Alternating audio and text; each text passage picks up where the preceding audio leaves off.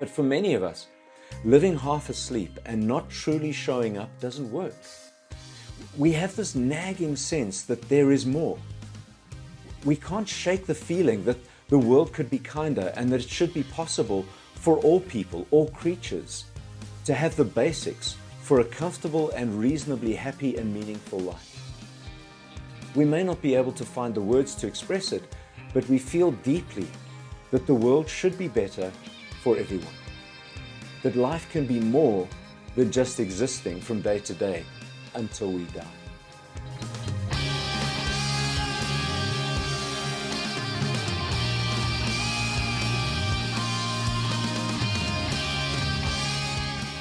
Hello everyone, I'm John from EvoFaith.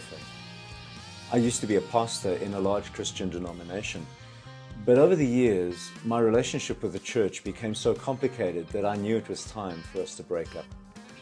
Now I'm the founder and host of EvoFaith, a new evolution of spiritual community that is open and inclusive, affirming and welcoming. If your relationship with the church is complicated, or if you've broken up with church, then EvoFaith will help you to create your own customized, evolving and evolutionary spirituality so that you can show up fully, authentically and courageously in your life and relationships. And this is the EvoFaith podcast. Welcome. In this episode, I want to talk about why everyone is spiritual and why that matters. I also want to explore what you can do to be more mindful and intentional about your own inherently spiritual nature. So let's jump in.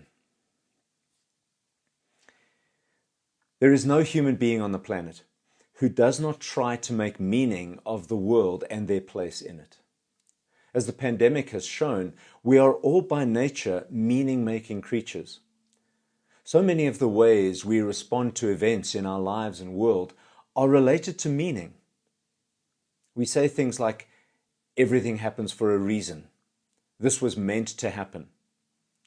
Our debates about climate change, the origins of the earth, and whether there is a God or not, are about how we make meaning of our world and our place in it. Even conspiracy theories are really just ways to try and make sense of a world that feels out of control. And if we are all creatures who seek to make meaning of our universe and our place in the universe, then everyone is spiritual.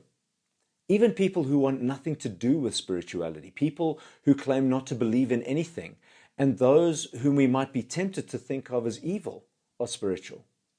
Because everyone engages in some way and on some level with the big questions of meaning. Why are we here? What is life about? Where did the universe come from? Where is it all going? What really matters? What is a good life? It's important that we recognize that we are all spiritual. When we recognize that spirituality, in the sense of seeking some understanding of the mysterious big questions of existence, it shows how important spirituality is for our well-being and for building a more just and compassionate world. And how we approach our spirituality matters too. It's important to acknowledge that everyone is spiritual, but not everyone is spiritual on purpose. Not everyone is spiritual thoughtfully. Not everyone practices a spiritual life or way of being.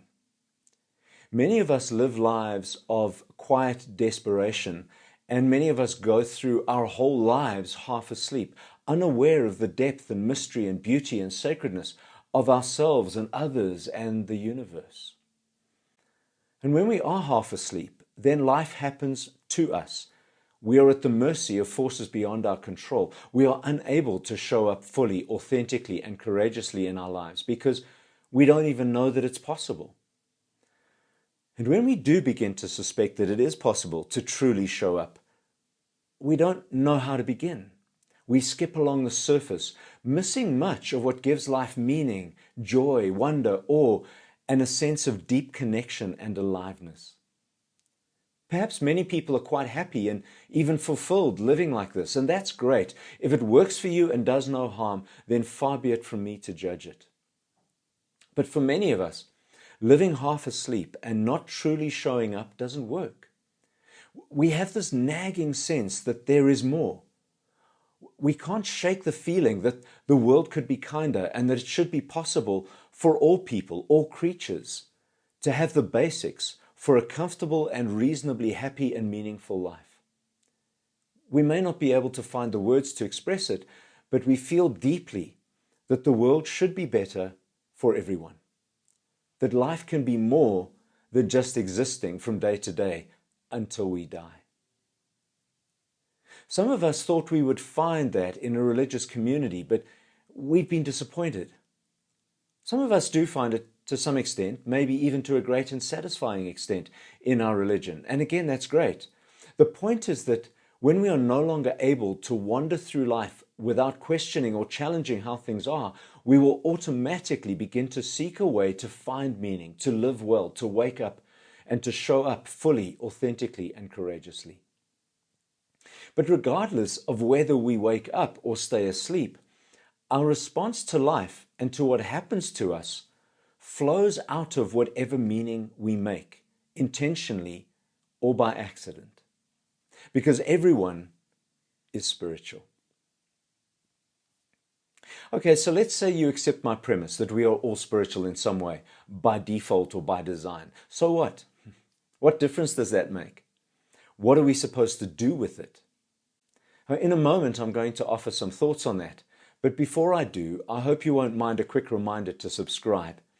If you're watching on YouTube, you can also click on the bell to be notified of new episodes. And liking and sharing is always much appreciated. If you're listening on a podcast platform, please rate EvoFaith and tell others about it. So here are some thoughts about what we do with this inherently spiritual nature within all of us human creatures. Firstly, it begins within ourselves. Part of waking up is recognizing our inherent need to wake up. Life changes when we start to look inside ourselves and ask, how are we seeking to make or find meaning in our lives and world? And when we can identify our own specific meaning-making process or lack of process, we can begin to make choices. We can choose to keep going the way we are, or we can choose to become more mindful and intentional about our life's journey. We can choose the sources we will turn to for wisdom, and we can choose what practices we want to adopt to nourish our souls, and what habits or routines we want to change. Without this self-awareness and intentionality, we will never really feel that we have any autonomy in our own lives. And then secondly, we can begin to look around us. We can begin to envision what we want our lives to look like and what we long for the world to be. We can begin to imagine what a just and compassionate world looks like from our perspective. And we can become clearer and more intentional about how we will go about seeking a good life for ourselves, our families, our society, our country, and our world. The big questions will begin to move more to the center of our lives, and we will be able to make choices about how and where we will seek understanding of these questions. When we recognize our inherent human spirituality, it can be disorienting and frustrating. Religion in itself stops being enough. We find ourselves no longer able to just accept what we are told to believe. We're no longer satisfied to simply do what we are instructed or to relate only to the people we are told we should. We will start to cross lines and try new things. It can become quite disturbing when we suddenly realize that things we have taken for granted no longer hold the same value for us, and when the way we've lived is no longer acceptable for us. But this deconstructing of our belief systems and ways of being, which can happen to religious and non-religious people, is healthy and important. It's the first step toward a new depth, richness, and experience of life. And it brings about a whole new level of clarity about why we're here, what we're here to do, and why our lives matter. Which leads us into a whole new vision of the good life, along with a whole new motivation to live toward that vision. So what does it mean for you to consider that you are inherently, unavoidably spiritual, whether you've always believed it or not? What would it mean for you to embrace your spiritual nature more intentionally and mindfully? In the next episode, I'm going to explore in more detail what it looks like to live awake. I'm going to ask what we mean when we talk about the good life. And I'm going to share some thoughts about what it means to live with mindfulness and meaning, to live a life that matters, that counts, and that is actually worth the effort. But that's it for this episode. Thank you for listening. Thank you for watching, and I'll catch you next time.